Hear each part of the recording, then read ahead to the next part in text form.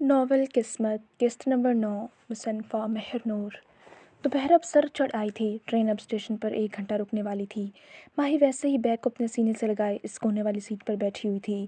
تھوڑی دیر بعد اماں نے اپنے پرس سے کوئی کاغذ نکالا اور وہ اسے ماہی کی طرف بڑھا رہی تھیں۔ ماہی نے ناسمجھی سے ان کے ہاتھ میں موجود کاغذ کی طرف دیکھا۔ ان کی ناسمجھی دیکھ اماں بولی، یہ کراچی میں میرے گھر کا پتہ ہے اور ساتھ میرا رابطہ نمبر ہے۔ تم کراچی جا رہی ہو سکتا ہے وہاں تمہیں رہنے کے لیے جگہ کی ضرورت ہو، یا اگر کوئی مصیبت مسئلہ پیش ہو تو تم مجھ سے رابطہ کر سکتی ہو۔ ماہی شاید منع کرنا چاہتی تھی یا شاید وہ اماں پر یقین نہیں کر پا رہی تھی۔ کچھ تو تھا جس وجہ سے ماہی الجھن کا شکار تھی۔ اس کی آنکھوں سے بھی اضطراب جھلک رہا تھا۔ کچھ جھجکتے ہوئے ماہی نے وہ کاغذ کا ٹکڑا پکڑ لیا اور اسے احتیاط سے سنبھال کر اپنے بیگ میں رکھ لیا کہ شاید کبھی ضرورت پڑ جائے۔ اب وہ آنکھیں موندے سیٹ کے پشت سے ٹیک لگا کر بیٹھ گئی۔ باہر اسٹیشن پر لوگوں کے ہجوم کا ایک جمع غفیر تھا، مگر وہ سب سے بے خبر بیٹھی تھی۔ رات اب اپنے آخری پہروں پر تھی۔ وہ بھیانک خواب دیکھنے کے بعد حیدر کو نیند نہیں آ رہی تھی، اس لیے وہ تازہ ہوا کھانے کے لیے بلڈنگ سے نکل کر سڑک پر آ گیا۔ اب وہ سست روی سے واک کر رہا تھا، مگر دماغ میں ساری سوچیں ہیر کے ساتھ جڑی ہوئی تھیں۔ اتنے میں کسی لڑکی کی آواز اس کے کانوں میں پڑی۔ وہ اپنے بچاؤ کے لیے آوازیں لگا رہی تھی۔ اس آواز سے حیدر کو وہی خواب میں ہیر کی آواز سنائی دی۔ وہ بھی تو حیدر کو ایسے ہی بلا رہی تھی۔ حیدر آواز کی سمت بھاگتا ہوا موڑ کاٹ کر آیا تو سامنے ہی 3 لوفر ایک لڑکی کو تنگ کر رہے تھے اور لڑکی بیچاری خود کو بچانے کی کوشش کر رہی تھی۔ یہ منظر دیکھ حیدر کی ماتھے کی رگیں غصے سے تن گئیں۔ وہ آگے بڑھا اور ان تینوں کا وہ حال کیا کہ تینوں کی شکلیں پہچاننا مشکل ہو گیا۔ لڑکی نے حیدر کو دیکھ سکھ کا سانس لیا۔ وہ لڑکے کو تو اب اپنی جان بچا کر زخمی ہونے کے باوجود بھی بھاگ رہے تھے۔ اب وہ لڑکی کی جانب متوجہ ہوا۔ لڑکی شکریہ ادا کرتی بولی، بہت شکریہ بھائی۔ بھائی لفظ سن کر حیدر کو نوشے کی یاد آ گئی۔ اس کی پیاری بہن پتہ نہیں اب وہ کیسی ہوگی، اور اب تو وہ بہت بڑی ہو گئی ہوگی، بالکل سامنے کھڑی لڑکی کی طرح۔ وہ ہلکا سا مسکرایا اور سر کے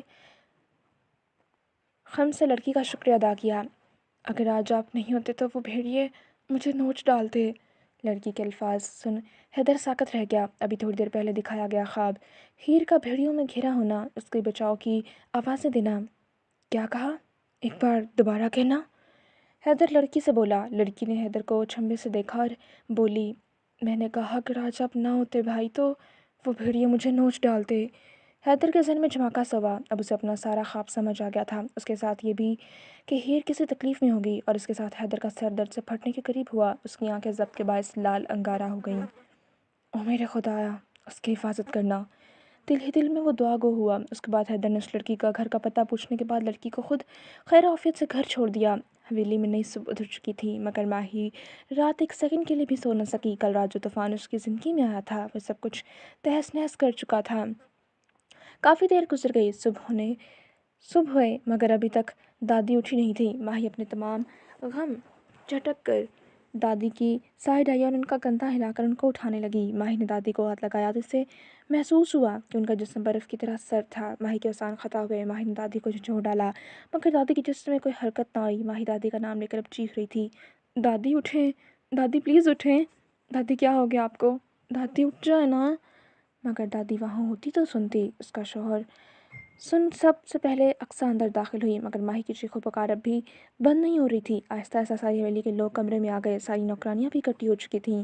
ولید نے آگے بڑھ کر دادی کی نبض ٹٹولی۔ ماہی امید بھری نظروں سے ولید بھائی کو دیکھ رہی تھی۔ نوشے نے ماہی کو سہارا دے کر رکھا تھا۔ ولید ان کا چیک اپ کر رہا تھا۔ ماہی کے صبر کی حد ختم ہو گئی تو بولی، بھائی دادی کو ہسپتال لے کر چلیں، پتہ نہیں کیا ہو گیا ہے، آنکھیں نہیں کھول رہی۔ کمرے میں منتظر ہر فرد اب ولید کے بولنے کا انتظار کر رہا تھا۔ ماہی کا دل کسی انجانے خطرے کا پتہ دے رہا تھا۔ ولید نے ماہی کی بات کا کوئی جواب نہ دیا۔ ماہی جھنجھلا کر بولی، آخر آپ کچھ بولتے کیوں نہیں بھائی؟ ولید نے ایک لمبی سانس لی۔ اب دادی کبھی نہیں اٹھیں گی ماہی، وہ جا چکی ہیں۔ ولید کی بات سنتے انوشے کو اپنے سر پر ساری حویلی کی عمارت گرتی محسوس ہوئی، اور ماہی تو بس ساکت نظروں سے کبھی دادی کے وجود کو تو کبھی ولید بھائی کو دیکھے جا رہی تھیں۔ وہ سکتے کسی کیفیت میں تھی۔ دماغ شوق سے پروسیسنگ تک گیا تو ماہی کے جسم میں حرکت پیدا ہوئی۔ وہ انوشے سے اپنا آپ چھڑواتی دادی تک آئی اور روتے ہوئے بولی، نہیں ایسا نہیں ہو سکتا دادی، آپ یوں مجھے اکیلا چھوڑ کر نہیں جا سکتی۔ ماہی رو رہی تھی اور انوشے خود اپنی جگہ ساکت تھی۔ آنسو پلکوں کی بار توڑ کر گالوں پر بہتے گئے۔ انوشے اور ماہی دونوں نے کل رات سے 1 منٹ بھی سو کر نہیں دیکھا تھا۔ دونوں ساری رات روتی رہی تھیں، اس لیے دونوں کی آنکھیں سوجی ہوئی تھیں اور نیند کی کمی کے باعث لال تھیں۔ अनुषा ने बहुत मुश्किल से भाई को अपने दोनों बाजों के हल्के में लेकर पीछे किया। वो अनुषा की बाहों में बिन पानी मछली की तरह तड़प रही थी। इस हवेली में एक दादी ही तो इसका सहारा थी। वो भी आज उसे छोड़कर जा चुकी। रुबीना फूफू आगे बढ़ी और माही के मुंह पर एक थप्पड़ दे मारा। तुम्हारी वजह से मेरी माँ चली गई इस दुनिया से। अपनी माँ को तो खा गई थी, आज मेरी माँ को भी खा गई। कल रात तुम्हारी जो हरकत थी, इस वजह से मेरी माँ ज़रूर वो सदमा बर्दाश्त नहीं कर पाई होंगी और इसलिए वो दुनिया से चली गई। इस हवेली वालों ने तुम्हें बिन बाप की बच्ची समझ कर पाला और तुमने इस हवेली को ही तबाह कर दिया। मेरी बेटी भी तो है, एक वो भी बिन बाप की बच्ची थी। उसने तो आज तक ऐसी कोई हरकत नहीं की कि इस हवेली की इज्जत पर कोई हर्फ आए। ये बात सुनते फ़ायज़ा की आंखों में साया सा लहराया। माही बस साकत निगाहों से इनको देख रही थी। आंखों से आंसू बहते जा रहे थे। माही ने पप्पो को कुछ भी कहने से न रोका, क्योंकि उसको भी यही लग रहा था कि दादी उसकी वजह से चली गई। आज वो एक और माँ को खा गई थी। वाकई बदकिस्मत थी। हवेली में सफ़े मातम बिछ चुका था। दादी की मौत की खबर सारे गांव में फैल चुकी थी। हवेली इस वक्त लोगों से भर चुकी थी। मर्द सारे मर्दान खाने में और औरतें हवेली के लाउंज में बैठी थीं। माही एक कोने में दादी की मैयत के पास साकत बैठी थी। चेहरा कल रात पड़ने वाले लातादार थप्पड़ों की वजह से सोजिश का शिकार हो चुका था। फिर से वही किस्मत से सवाल था कि क्यों हर शख्स उसे छोड़कर चला जाता था जिससे वो मोहब्बत करती थी। आज उसकी ज़िंदगी में एक और अपना कम हो गया था। अनुषा माही के पास बैठी थी। अनुषा को भी दादी की मौत का गम था, मगर माही का गम बहुत बड़ा था। माही ने सबसे ज़्यादा वक्त दादी के साथ ही गुजारा था। माही को आज दुनिया खुद पर तंग होती महसूस हो रही थी। हवेली में शोरगुल, बोलने, रोने, औरतों की बातों की आवाज़ें आ रही थीं। औरतें मैयत के पास बैठी उसे बातें सुना रही थीं। कोई कह रहा था डाइन पोती माँ के बाद दादी को खा गई। कोई कह रही थी बदकिस्मत है। कोई मनहूस कह रही थी तो कोई इससे बदकिरदार कह रही थी। वो इन सबसे बेनियाज बेआवाज़ रोती हुई माजी के इस दिन में पहुंच गई जब एक दिन ऐसे ही इसके बाप की मैयत को हवेली लाया गया था। तब वो सिर्फ 5 साल की थी, मगर तब उसके पास दिलासा देने के लिए हैदर था, हमाद ताया और नूर ताई थे। मगर आज तो उसका अपना कोई भी नहीं था सिवाय अनुश्र के। कहानी को यहीं रोककर अब हम माजी में चलते हैं। माजी। ये आज से 21 साल पहले का दिन था। वो काले बुर्के में मलबूस लड़की काले हिजाब और काले ही निकाब में बैग कंधे पर लटकाए तेज़ कदमों से चलती हुई यूनिवर्सिटी के ग्राउंड से होती अपनी क्लास में जा रही थी। आज वो लेट हो चुकी थी। वो 4 दिन बाद आज यूनिवर्सिटी आई थी। उसकी अम्मा को हार्ट का मसला था, इसलिए वो 4 दिन से अस्पताल में दाखिल थी। वो अपनी अम्मा की इकलौती बेटी थी, इसलिए उनका ख्याल रखने के लिए अस्पताल उनके साथ रही। जब उसने आंखें खोली तो वो एक गरीब घर में पैदा हुई थी। बाप उसकी पैदाइश से पहले मर चुका था। अम्मा अकेली थी, काम करके उसका और अपना पेट पालती थीं। वो सरकारी स्कूल के बाद सरकारी कॉलेज और उसके बाद अब सरकारी यूनिवर्सिटी में पढ़ रही थी। इतनी गुर्बत के बावजूद भी उसने कभी अल्लाह पाक की नाशुक्री नहीं की। वो स्कॉलरशिप पर अपनी पढ़ाई मुकम्मल कर रही थी, वरना उनके हालात ना थे पढ़ने के। वो यूनिवर्सिटी के बाद 3 जगह ट्यूशन पढ़ाकर अपना और अम्मा का खर्चा उठाती थी, मगर फिर भी वो अम्मा का इलाज नहीं करवा पा रही थी, क्योंकि उनके इलाज के लिए बहुत पैसे चाहिए थे और उसके पास इतने पैसे न थे। वो क्लास में दाखिल हुई तो सामने कोई नया प्रोफेसर पढ़ा रहा था। उसने अंदर दाखिल होने की इजाज़त ली। इजाज़त मिलने के बाद वो क्लास में आकर अपनी जगह पर बैठ गई। ये कोई नए प्रोफेसर थे, कम उम्र, तकरीबन 26-27 साल, हल्की भूरी खूबसूरत आंखों वाले और हैंडसम। अब वो हाजिरी लगा रहे थे। Roll number 5। Yes sir. उसकी आवाज़ पर प्रोफेसर ने सर उठाकर देखा तो सामने मुकम्मल तौर पर काले बुर्के में मलबूस लड़की बैठी थी। सिर्फ उसकी काली आंखें नज़र आ रही थीं, जो बहुत खूबसूरत थीं। प्रोफेसर ने उसे देख गोया हुए, मिस अक्सा, कहाँ थी आप 4 दिनों से? अक्सा खड़ी हुई। सर, दरअसल मेरी अम्मा को दिल का मसला है, इसलिए 4 दिन से वो हस्पताल में दाखिल थी और मेरी माँ का मेरे अलावा कोई नहीं जो उनका ख्याल रखता, इसलिए मैं अस्पताल में उनके पास थी। प्रोफेसर ने उसकी बात पर सर हिलाया, क्योंकि लड़की की आंखों में सच्चाई थी। उसकी माँ की तबीयत मालूम की। उसका एड्रेस लेने के बाद प्रोफेसर ने कहा कि वो इसकी माँ की खैरियत दरियाफ्त करने आएंगे। लड़की महज सर इस बात में हिलाकर बैठ गई। इस वाक़े का 1 हफ़्ता गुजर चुका था। वो जो छुट्टी की वजह से आज सारे घर की सफाई कर रही थी। अचानक दरवाजे खटकने की आवाज़ पर दुपट्टा अच्छे से ओढ़ती हुई, मुंह पर पल्लू नकाब की सूरत में रखकर दरवाज़ा खोलने गई तो सामने उसके ताया का बेटा खड़ा था, जिसे देख अक्सा की रूह फना हुई। इससे पहले कि अक्सा दरवाज़ा बंद करती, वो एक झटके से दरवाज़ा पूरा खोलते हुए अंदर दाखिल हो गया। ये क्या कर रहे हैं वसीम भाई? जल्दी से बाहर निकलें। ये क्या बदतमीज़ी है? घर के अंदर क्यों आए हैं आप? इस मोहल्ले में मैं और मेरी माँ रहते हैं, हमारी कोई इज्जत है। वसीम उसे देख खबासत से मुस्कुराया। शादी करने? आज तो मैं तुझसे शादी करके ही जाऊँगा। आज तुझे अपना बनाए बिना मैं यहाँ से नहीं जाऊँगा। ये कहते साथ वसीम ने अक्सा की जानिब कदम बढ़ाना शुरू किया। अक्सा डर के मारे कदम पीछे लेना शुरू हो गई। मुझसे दूर रहें, खबरदार अगर आप मेरे करीब आए तो। आज प्रोफेसर को टाइम मिला था अक्सा की माँ की खैरियत दरियाफ्त करने का। वो जो भी दरवाज़ा खटखटाने के लिए हाथ उठाने ही लगा था, अंदर से अक्सा की घबराई हुई आवाज़ सुनकर परेशान हो गया। उसने दरवाज़ा एक हाथ से धकेला तो वो खुलता चला गया। सामने छोटे से जहन में हल्के गुलाबी रंग की फ्रॉक और कैपरी में सर पर हम रंग दुपट्टा अच्छे से लिए, मुंह पर नकाब की सूरत पल्लू किए हुए, आंखों में खौफ लिए घबराई हुई अक्सा खड़ी थी, जिसके बिल्कुल पास एक लफंगा सा लड़का खड़ा था। शक्ल से देखने पर वो मोहल्ले का बदमाश लगता था। किसी की मौजूदगी महसूस करके अक्सा ने दरवाजे की तरफ देखा तो सामने अपने प्रोफेसर को देखते उसके होश उड़ गए। उसे उम्मीद न थी वो वाकई उसके घर आ जाएंगे, और वो तब तक जब ये गलीज़ आदमी उसके घर में खड़ा था। अक्सा की नज़रों के ताक़ुब में वसीम ने नज़रें घुमाई तो पीछे 26-27 साल का खुश शक्ल खूबसूरत हल्की भूरी आंखों वाला मर्द खड़ा था। वसीम ने अक्सा के घर में किसी गैर मर्द को देखते एक झटके से अक्सा की नाजुक कलाई अपने हाथ में ली, जैसे अक्सा पर अपना हक जता रहा हो। वसीम की इस जुर्रत पर अक्सा को अपनी जान निकलती हुई महसूस हुई। मेरा हाथ छोड़े वसीम भाई, मैं कह रही हूँ छोड़े मेरा हाथ। वो अपनी धोतिया सफ़ेद कलाई वसीम के मजबूत हाथों की गिरफ्त से निकालने की पूरी कोशिश कर रही थी, मगर वसीम उसकी तरफ कहाँ मुतवज्जह था। वो तो सर्द आंखों से इस प्रोफेसर को देख रहा था, जबकि मुकाबिल शख्स बोला, हाथ छोड़ो लड़की का। उसकी बात सुनते वसीम खबासत से मुस्कुराया, नहीं छोड़ूंगा। तुम कौन होते हो ये कहने वाले? वसीम की आवाज़ सुनती अम्मा कमरे से निकलकर सहन में आ गई। वो बहुत कमज़ोर हो गई थी। सामने का मंजर देखते अम्मा की आंखें खौफ से फैल गईं। मेरी बेटी का हाथ छोड़ो वसीम।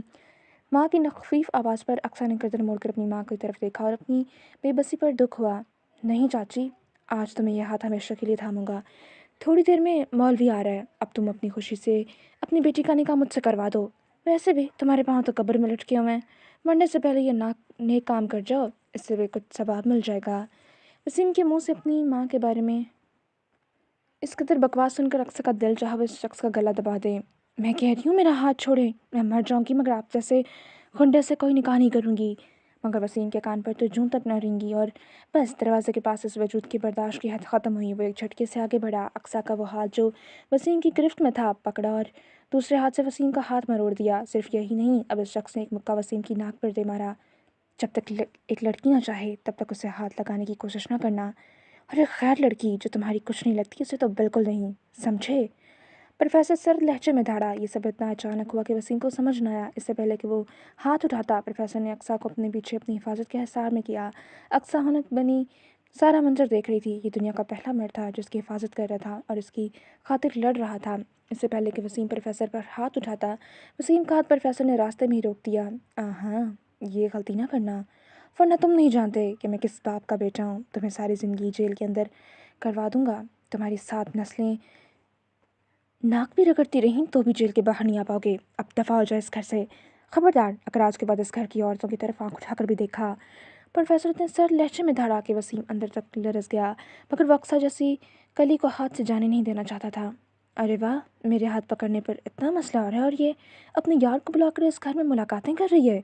इस कदर घटिया इल्ज़ाम पर अक्सा की आंखों से आंसू बहना शुरू हो गए। इससे पहले वसीम मजीद बकवास करता, प्रोफेसर ने एक साथ 2 मुक्के उसके मुंह पर चढ़ा दिए, उसके मुंह पर जड़ दिए और आंखों से निकल जाने का इशारा किया। वसीम शोला आंखें लिए होते निकल गया। इससे पहले वो अक्सर की तरफ मुतवज्जे होता, पीछे से कुछ गिरने की आवाज़ आई।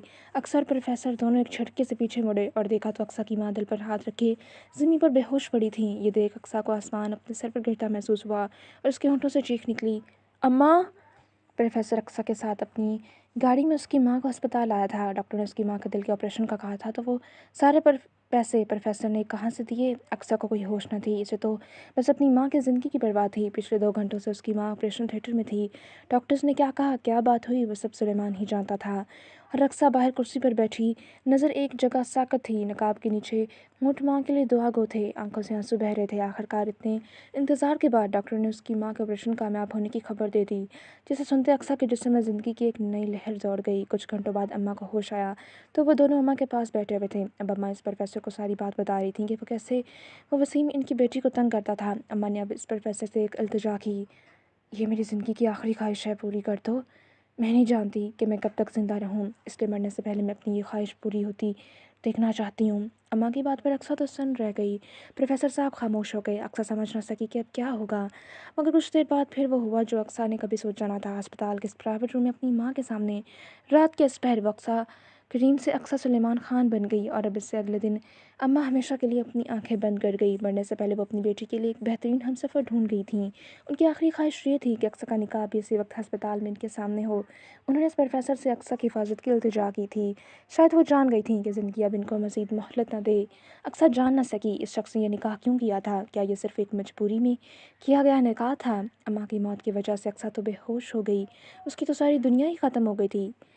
ایک اس کی ماں ہی تو تھی جس کی خاطر وہ جی رہی تھی۔ 2 دن وہ اسی حالت میں رہی، بار بار ہوش آتا اور بار بار بے ہوش ہو جاتی۔ اماں کی تدفین کا انتظام سلیمان نے کیا تھا۔ آج 3 دن ہو گئے تھے اماں کی موت کو۔ اماں کی موت کے بعد سلیمان اقصیٰ کے سامنے نہیں آیا تھا۔ 2 دن سے اسے دیکھا نہ تھا۔ وہ اکیلی تھی اور اس کے شخص کا دل بے چین۔ اس لیے آج سلیمان اقصیٰ کے گھر آیا تو سامنے ایک تماشا اس کا منتظر تھا۔ وسیم نے محلے والوں کو اکٹھا کر رکھا تھا اور اقصیٰ کی ذات پر الزام لگا کر اسے اس محلے سے نکلوانے کا کہہ رہا تھا، اور اقصیٰ اکیلی کھڑی رو رو کر اپنے کردار کی صفائیاں دے رہی تھی۔ چھوٹا سا صحن سارا محلے کے لوگوں سے بھرا ہوا تھا۔ اپنی بیوی کو اس قدر تذلیل پر سلیمان خان کا دماغ غصے سے پھٹنے کے قریب آیا اور آنکھیں لال ہو گئیں جیسے سارا خون ان میں سمٹ آیا ہو۔ وہ جلدی سے دروازے کی طرف آیا اور دھاڑا، کیا ہو رہا ہے یہاں؟ کیا تماشا لگایا ہوا ہے؟ سلیمان کی آواز پر سارے محلے والے پلٹے اور سب کی نظریں دروازے میں کھڑے اس شخص پر گئیں۔ ایک لمحے کے لیے تو وسیم ڈر گیا، مگر ابھی تو بدلہ لینا تھا، اس لیے محلے والوں سے گویا ہوا، یہی ہے وہ شخص جس کے ساتھ یہ بدذات منہ کالا کرتی پھر رہی ہے، اس کی وجہ سے میری چچی مری ہے۔ اقصیٰ کا دل چاہا کہ زمین پھٹے اور اس میں سما جائے۔ دنیا کا وہ آخری شخص جس کے سامنے وہ بے عزت نہیں ہونا چاہتی تھی، وہ اس وقت اس کا شوہر تھا۔ وسیم کی یہ بات سنتے سلیمان کا دماغ ہی گھوم گیا۔ خبردار، اگر میری بیوی کے بارے میں ایک لفظ بھی کہا تو میں تمہاری زبان کتی سے کھینچ لوں گا۔ بیوی ہے یہ، میری عزت ہے میری، اور اپنی عزت پر میں ایک حرف برداشت نہیں کروں گا اور نہ ہی کسی غیر مرد کی نظر برداشت کروں گا۔ اس کی یہ بات سن کر سارے محلے والے ساکت رہ گئے، کیونکہ محلے کے باہر سب اس کی بڑی گاڑی دیکھ چکے تھے اور وہ ساتھ اس کا حلیہ یہ صاف بتاتا تھا وہ کسی امیر خاندان سے تھا۔ اور اقصیٰ وہ دھندلی ہوتی آنکھوں سے اس شخص کو ہجوم میں سے اپنی طرف بڑھتا ہوا دیکھ رہی تھی۔ وہ ہجوم کو چیرتا ہوا اقصیٰ کی طرف آیا اور بنا اتنے سارے لوگوں کی پرواہ کیے اقصیٰ کا ہاتھ اپنے ہاتھ میں لیا اور دوسرا ہاتھ اس کے کندھے کے گرد پھیلایا۔ اور جہاں تک رہی بات اس گھر کو خالی کرنے کی، تو میں اپنی بیوی کو خود سے ایسے لوگوں کے بیچ نہیں رہنے دوں گا جو ایک عزت دار لڑکی کے گھر تماشا لگا کر بیٹھ جاتے ہیں۔ میری بیوی آج ہی گھر خالی کر دے گی اور سب کے سامنے، اور اب سب کے سب اپنی شکلیں لے کر نکل جائیں یہاں سے۔ اب سلیمان اونچے لہجے میں دھاڑا اور وسیم تو لفظ بیوی پر تب کا ہی ساکت ہو گیا تھا۔ وہ تو سوچ رہا تھا کہ تماشا لگوا کر اقصیٰ کو بے بس کر کے اس گھر سے نکلوا دے گا، پھر اقصیٰ سے نکاح کر لے گا۔ یہ تو الٹا ہی ہو گیا، پتہ نہیں وہ کب کسی اور سے نکاح بھی کر چکی تھی۔ آہستہ آہستہ کرتے سارے لوگ صحن سے نکلتے چلے گئے۔ سلیمان اقصیٰ کو وہیں چھوڑے وسیم کی طرف آیا۔ پچھلی بار جب تم نے اس کا ہاتھ پکڑا تھا تو یہ میری کچھ نہیں لگتی تھی، اس لیے میں نے تجھے زندہ چھوڑ دیا تھا، مگر اب یہ سلیمان حاکم خان کی بیوی ہے۔ اگر اب تم نے میری بیوی کو آنکھ اٹھا کر بھی دیکھا تو میں تمہارا زندگی سے نام و نشان مٹا دوں گا۔ یہ میری پہلی اور آخری وارننگ ہے، اب دفع ہو جاؤ یہاں سے۔ یہ سنتے وسیم ان دونوں پر ایک آخری نگاہ ڈالتا ہوا نکل گیا۔ سلیمان نے دروازہ بند کیا، اقصیٰ کی طرف مڑا، وہ ہنوز ویسے ہی اسی پوزیشن میں کھڑی آنسو بہا رہی تھی۔ سلیمان نے آہستگی سے اس کا ہاتھ پکڑا، اسے لے کمرے میں آیا، بیڈ پر بٹھایا اور جگ سے پانی کا گلاس بھر کر اقصیٰ کے سامنے کیا۔ اقصیٰ نے نفی میں سر ہلایا۔ اب سلیمان نے سختی سے کہا، پیو۔ اقصیٰ نے آہستگی سے اپنا پلو نیچے کیا اور گلاس سے بمشکل 2 گھونٹ بھر کر گلاس پر پرے کر دیا۔ آج پہلی بار سلیمان نے اس کا چہرہ دیکھا تھا۔ وہ بہت خوبصورت تھی، سفید دودیا رنگت، کالی خوبصورت آنکھیں، کالے بال، روئی جیسے ملائم گال، چھوٹے سے گلابی نازک ہونٹ، پیاری سی گول ناک اور 22 سالہ ایک حسین لڑکی تھی۔ سلیمان نے دل میں اس کی حسن کی نظر اتاری، ایک نظر اس کی آنکھوں کی طرف دیکھا جو ضبط کے باعث لال ہو رہی تھیں۔ سلیمان اس کے پاس بیڈ پر بیٹھا، آہستگی سے بنا کچھ کہے ایک ہاتھ سے اس کی کمر کے گلے جا کر بہت پیار سے اسے اپنے ساتھ لگا لیا۔ سلیمان اس عمل سے وہ ساکت رہ گئی اور پھر وہ آنکھیں جو ضبط کے آخری مرحلے پر تھیں، ضبط ختم ہوا، وہ اپنے شوہر کے سینے سے لگی پھوٹ پھوٹ کر رو دی۔ کافی دیر وہ ایسے ہی روتی رہی اور پھر وہ دوسرے ہاتھ سے اس کی پیٹھ سہلاتا رہا۔ اقصیٰ کا ایک ہاتھ سلیمان کی شرٹ کی کالر پر تھا تو دوسرا ہاتھ پیچھے سے شرٹ کو مٹھی میں دبوچے ہوئے۔ وہ اپنے سالوں کا غبار آج رو کر نکال رہی تھی۔ ہاں، وہ اکیلی نہ تھی، وہ کیوں بھول گئی کہ اس ساری دنیا میں ایک شخص اب بھی اس کا اپنا تھا، اس کا محافظ، اس کا رکھوالا۔ اب اسے دنیا کی بھیڑیوں سے ڈرنے کی کچھ ضرورت نہیں تھی۔ تھوڑی دیر بعد اقصیٰ نے اپنا ضروری سامان پیک کیا اور اب وہ سلیمان کے ساتھ گاؤں میں خان حویلی جا رہی تھی۔ اس نے ایک آخری نظر اس چھوٹے سے گھر پر ڈالی جس میں اس کی اپنی ماں کے ساتھ بے شمار یادیں تھیں، مگر شاید اب وہ واپس کبھی اس گھر میں لوٹ کر نہ آئے، اس لیے حسرت سے گھر کو دیکھا اور ہمیشہ کے لیے بند کر دیا۔ ابھی تو ایک تماشا حویلی میں بھی ان کا منتظر تھا۔ مسلسل 3 گھنٹوں کے سفر کے بعد گاڑی حویلی کے اندر آ کر رک چکی تھی۔ حویلی بہت خوبصورت تھی۔ اقصیٰ کالے برقعے میں تھی۔ سلیمان نے اس کا ہاتھ پکڑا اور حویلی کے اندر داخل ہوا۔ سب سے پہلے ایک 6 سالہ ہیزل گرین آنکھوں والا بچہ بھاگتا ہوا آیا۔ چاچو آپ آ گئے۔ وہ بچہ بہت پیارا تھا۔ سلیمان گھٹنوں کے بل بیٹھا اور وہ دوڑتا ہوا سلیمان کے گلے لگ گیا۔ اب وہ دونوں چاچا بھتیجا پتہ نہیں کون سے راز و نیاز کی باتیں کر رہے تھے۔ اقصیٰ ان کو دیکھ کر مسکرا دی۔ اچانک بچے کی نظر اقصیٰ پر پڑی۔ یہ کون ہے؟ یہ آپ کی چچی ہیں۔ یہ سن کر بچے کی آنکھیں چمکی۔ وہ پرجوش ہوا۔ ہیں سچی؟ اس کی بات پر سلیمان نے اس بات میں سر ہلایا۔ اب وہ بچہ سلیمان کو چھوڑ اقصیٰ کی طرف آیا۔ واؤ آپ کی آنکھیں تو بہت پیاری ہیں۔ اس کا اتنا خوبصورت تبصرہ سنتی اقصیٰ مسکرا دی۔ اور آپ کی آنکھیں تو مجھ سے بھی زیادہ پیاری ہیں۔ اقصیٰ نے اسے پیار سے جواب دیا۔ آپ کی تو آواز بھی بہت پیاری ہے۔ اب وہ بچہ دوبارہ اقصیٰ سے کہہ رہا تھا۔ اقصیٰ مسکرا دی۔ اتنے میں حویلی کے لاؤنج میں کافی سارے افراد جمع ہونا شروع ہو گئے۔ اقصیٰ نے نظر اٹھا کر دیکھا تو سب اسے عجیب نظروں سے دیکھ رہے تھے۔ سلیمان یہ لڑکی کون ہے؟ سب سے پہلے ایک 35 سالہ عورت کی آواز آئی۔ وہ دیکھنے سے اس حویلی کی بہو لگ رہی تھیں۔ ان عورت کی بات پر سلیمان نے سکون سے جواب دیا۔ بھابھی یہ میری بیوی ہے۔ گویا لاؤنج میں موجود تمام افراد کے سروں پر اس حویلی کی عمارت گر گئی ہو۔ وہ عورت تو شاید سکتے میں ہی آ گئی تھی۔ اقصیٰ کو عجیب ڈر لگا۔ پتہ نہیں اب اس کے ساتھ یہاں کیا ہوگا۔ تمہارا دماغ تو نہیں خراب ہو گیا؟ تم کسی بھی لڑکی کا ہاتھ پکڑے حویلی لے آئے ہو اور اب کہہ رہے ہو کہ تمہاری بیوی ہے؟ اب کہ یہ آواز دوسری عورت کی تھی۔ ان سب کے ایسے لہجے دیکھ اقصیٰ ڈر گئی، مگر سلیمان ہنوز پرسکون تھا۔ اس میں پاگل ہونے والی کون سی بات ہے بھابھی؟ اگر کوئی شخص شادی کرتا ہے تو کیا اس کا مطلب یہ ہے کہ وہ پاگل ہو گیا ہے؟ اور رہی بات اپنی بیوی کو یہاں لانے کی، تو میری بیوی ہے، یہاں لاؤں گا نا جہاں میں خود رہتا ہوں۔ ان عورتوں کے تیور دیکھتی اقصیٰ ڈر کے مارے سلیمان کے کچھ نزدیک ہوئی۔ سلیمان نے اس کا ڈر صاف محسوس کیا، اس لیے کچھ آہستگی سے اس کا ہاتھ اپنے ہاتھ میں لیا اور اس کے ہاتھ کی پشت پر اپنے انگوٹھے کو پھیر کر اسے ریلیکس کرنے لگا۔ کچھ دیر میں تو اچھی خاصی عدالت لگ چکی تھی۔ سلیمان کے سارے گھر والے سے باتیں سنا رہے تھے اور اقصیٰ اس کے پاس کھڑی پریشان کن نظروں سے ساری صورتحال دیکھ رہی تھی۔ اقصیٰ ان سب کی وجہ خود کو سمجھ رہی تھی۔ آخر میں حویلی کی بڑی بہو بولی، ٹھیک ہے پھر آنے دیں سردار صاحب کو، وہی فیصلہ کریں گے۔ یہ سنتے سلیمان ناک سے مکھی اڑاتا اقصیٰ کا ہاتھ پکڑتا سب کی آنکھوں کے سامنے لاؤنج سے گزرتا ہوا سیڑھیاں چڑھتا اپنے کمرے میں چلا گیا۔ کمرے میں آنے کے بعد اس نے اقصیٰ کو بیڈ پر بٹھایا اور پانی کا گلاس لا کر دیا۔ اقصیٰ بہت پریشان لگ رہی تھی۔ پریشان میں تو ان کا یہ رد عمل قدرتی ہے، میں نے اچانک شادی کر لی ہے، اس وجہ سے وہ ہضم نہیں کر پا رہے۔ سلیمان کی بات سنتی اقصیٰ کی آنکھوں میں موٹے موٹے آنسو آ گئے۔ یہ سب میری وجہ سے ہوا ہے، میری وجہ سے آپ کی زندگی بھی پریشانیوں سے بھر گئی۔ سلیمان اس کے پاس بیٹھا اور اسے بہت پیار سے سمجھانے لگا کہ رونا کسی مسئلے کا حل نہیں اور پریشانیاں کسی شخص کی زندگی میں نہیں آتیں۔ جس کے بعد اقصیٰ تھوڑی پرسکون لگ رہی تھی۔ سلیمان نے آگے بڑھ کر بہت محبت سے حجاب کے اوپر سے ہی اس کے ماتھے پر بوسہ دیا۔ اس عمل سے اقصیٰ ساکت رہ گئی۔ تھوڑی دیر بعد ان کے کمرے کے دروازے پر دستک ہوئی اور نوکرانی نے پیغام دیا کہ سردار صاحب بلا رہے ہیں۔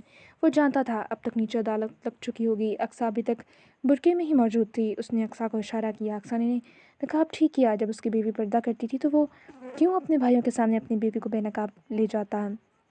تھوڑی دیر بعد وہ دونوں سیڑھیوں سے اترتے ہوئے دکھائی دے رہے تھے۔ سلیمان نے مضبوطی سے اقصیٰ کا ہاتھ پکڑ رکھا تھا۔ سلیمان کی سوچ کے عین مطابق لاؤنج میں ساری حویلی والے موجود تھے سوائے بچوں کے۔ کون ہے یہ لڑکی؟ سب سے پہلے حاکم صاحب نے سوال کیا۔ بابا بیوی ہے یہ میری۔ یہ سنتے حاکم صاحب کو اپنے اس بیٹے کی بغاوت پر یقین آیا۔ تمہارا دماغ تو نہیں خراب ہو گیا؟ بھول گئے ہو تو یاد کرواتا چلوں، ہمارے خاندان میں باہر شادی کی اجازت نہیں ہے۔ حاکم صاحب کی بات سنتے سلیمان نے سکون سے جواب دیا، محبت کرتا تھا میں اس سے، اس لیے شادی کر لی اور میرے لیے ذات پات کوئی اہمیت نہیں رکھتی۔ اس جواب پر اقصیٰ نے جھٹکے سے گردن موڑ کر اپنے شوہر کو دیکھا۔ وہ جھوٹ کیوں بول رہا تھا؟ ہم نے تمہیں اس لیے اتنا پڑھا لکھا کر ایک بہترین انسان بنایا کہ محبت کرتے پھرو؟ بابا محبت یہ نہیں دیکھتی کہ سامنے امیر ہے کوئی غریب، وہ آپ کے خاندان کا ہے یا خاندان سے باہر، بس وہ تو ہو جاتی ہے، مجھے بھی ہو گئی۔ یہ سن کر حاکم صاحب کو غصہ آ گیا۔ وہ اتنا پرسکون کیوں تھا؟ ابھی کہ اب اس لڑکی کو طلاق دو اور فارغ کرو۔ یہ بات سنتی اقصیٰ کو لگا جیسے وہ اسے موت کی سزا سنا رہے ہوں۔ اب وہ تو اس شخص سے علیحدہ ہونے کا تصور بھی نہیں کر سکتی تھی۔ یہ وہ شخص تھا جو اس کی مشکلوں کے دنوں میں اس کے صبر کا پھل بن کر آیا تھا۔ سلیمان کے ہاتھ پر موجود اقصیٰ کا ہاتھ لرزا، جسے واضح طور پر سلیمان نے محسوس کیا۔ اس نے نامحسوس انداز میں اقصیٰ کے ہاتھ پر گرفت کچھ مضبوط کی۔ میں کہہ رہا ہوں بابا، میں اس کے بغیر نہیں رہ سکتا، اور آپ کہہ رہے ہیں طلاق دو، میں اپنی بیوی کو کسی صورت نہیں چھوڑوں گا۔ حاکم صاحب کو اپنی اس لاڈلی اولاد سے ایسی نافرمانی کی امید نہ تھی۔ میں دوبارہ کہہ رہا ہوں سلیمان، اس لڑکی کو طلاق دے دو۔ میں تمہاری اس حرکت کو غلطی سمجھ کر معاف کر دوں گا۔ میں سردار ہونے کی حیثیت سے تمہیں حکم دیتا ہوں۔ اس بار اقصیٰ کے ہاتھ پیر ٹھنڈے پڑ گئے۔ وہ نہیں جانتی تھی سلیمان اس کی زندگی کا کیا فیصلہ کرے گا، مگر اب اس کی زندگی کا پروانہ اور موت کا فرمان سلیمان کے ہاتھ میں تھا۔ بابا آپ سردار اس گاؤں کے اور جرگے کے ہوں گے، میری زندگی کے نہیں ہیں۔ میں نے اپنی زندگی کسی کے ساتھ گزارنی ہے، یہ فیصلہ میں خود کروں گا۔ کسی دوسرے کا حق نہیں کہ وہ میری زندگی کا فیصلہ کرے۔ اور جہاں تک رہی بات پسند کی شادی کی، تو وہ اسلام میں بھی جائز ہے۔ یہ میرا آخری فیصلہ ہے، میں اپنی بیوی کو کسی صورت نہیں چھوڑوں گا۔ اب سلیمان حاکم صاحب سے بھی اونچی آواز میں بولا۔ ساری لانچ میں سکوت چھا گیا۔ اس کے تینوں بھائی اور تینوں بھابھیاں سلیمان کو آج پہلی بار اس لہجے میں بات کرتے دیکھ رہے تھے۔ کسی بھائی میں اتنی ہمت نہ تھی کہ وہ باپ کے سامنے اس طرح بات کرتا۔ یہ بات سنتے حاکم صاحب آگے بڑھے اور ایک زناٹے دار تھپڑ سلیمان کے منہ پر دے مارا۔ یہ دیکھ کے اقصیٰ گھبرا گئی اور آنکھوں سے آنسو بہنے شروع ہو گئے۔ وہ یہ تو نہیں چاہتی تھی کہ باپ بیٹا ایک دوسرے کے خلاف ہو جائیں۔ ابھی کے ابھی نکل جاؤ میری حویلی سے، تم جیسی نافرمان اولاد مجھے نہیں چاہیے۔ میں تمہیں اپنی تمام جائیداد سے حق کرتا ہوں۔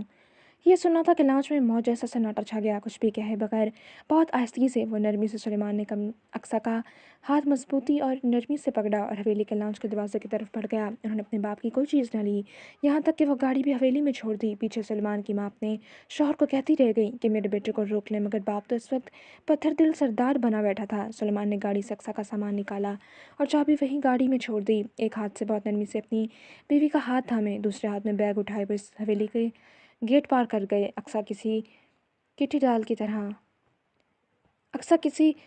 کی طرح سلیمان صاحب کے ساتھ چلتی جا رہی تھی۔ اسے یقین نہیں ہو رہا تھا کہ اس نے کیا کر دیا۔ اس کی وجہ سے ایک ماں اپنے بیٹے سے دور ہو گئی، ایک باپ نے بیٹے پر ہاتھ اٹھایا، ایک بھائی کو اس نے اپنے بھائیوں سے جدا کر دیا۔ سلیمان صاحب اقصیٰ کو ساتھ لیے دوسرے گاؤں میں آ گئے۔ وہاں ان کے دوست رہتے تھے، ان کے ساتھ مل کر شام تک انہوں نے ایک کرائے کا گھر رہنے کے قابل ڈھونڈ لیا تھا۔ اب رات ہو چکی تھی۔ اقصیٰ ویسے ہی اس گھر میں بیٹھی تھی جیسے تھوڑی دیر پہلے سلیمان اسے چھوڑ کر گیا تھا۔ چھوٹا سا گھر تھا، نہ زیادہ بڑا تھا مگر دو لوگوں کے رہنے کے لیے بہت اچھا تھا۔ ایک کمرہ، چھوٹا کچن، ایک ڈرائنگ روم اور چھوٹا سا صحن تھا۔ سلیمان صاحب کھانا لے کر آئے تو اقصیٰ اسی پوزیشن میں بیٹھی ہوئی تھی جس پوزیشن میں اسے چھوڑ کر گئے تھے۔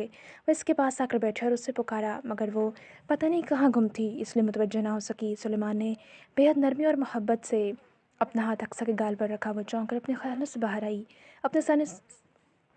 اپنے سامنے سلیمان کو دیکھتے ایک بار پھر اس کی آنکھوں میں نمی اکٹھی ہونے لگی۔ کیا وہ میری پیاری بیوی، کہاں گم ہو؟ دیکھو میں کھانا لے کر آیا ہوں، چلو آؤ کھاتے ہیں۔ سلیمان نے بہت محبت سے کہا۔ وہ کہاں اتنے پیار، محبت اور عزت کی عادی تھی، اب وہ نمی آنسو بن کر اس کی آنکھوں سے بہنے لگے۔ کیوں کیا آپ نے ایسا؟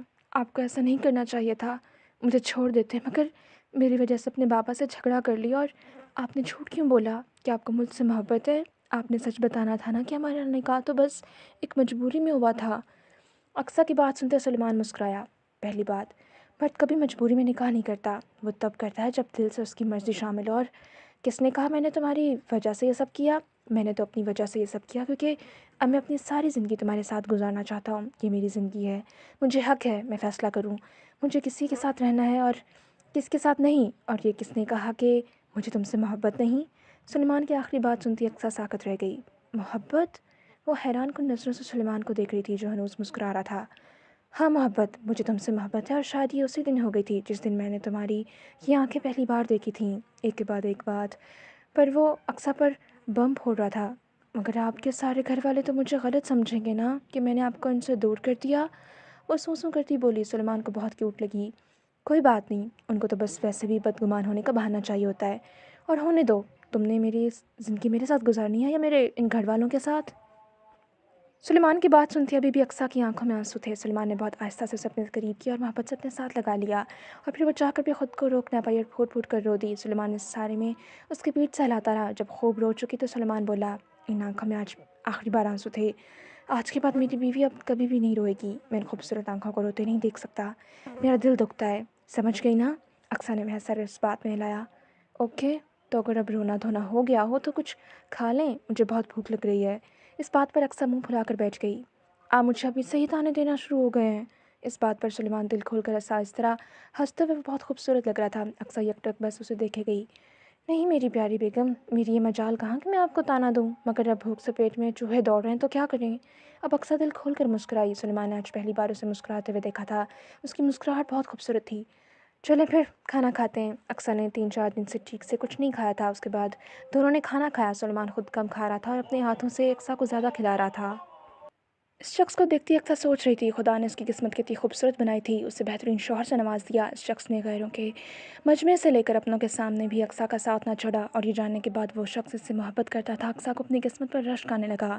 وہ خود کو دنیا کی خوش قسمت ترین لڑکی سمجھ رہی تھی، جسے اس وقت اس کا شوہر اپنے ہاتھوں سے کھانا کھلا رہا تھا۔ باہر آسمان پر چاند بھی ان دونوں کو دیکھ کر مسکرا اٹھا۔ رات اب گہری ہوتی جا رہی ہے۔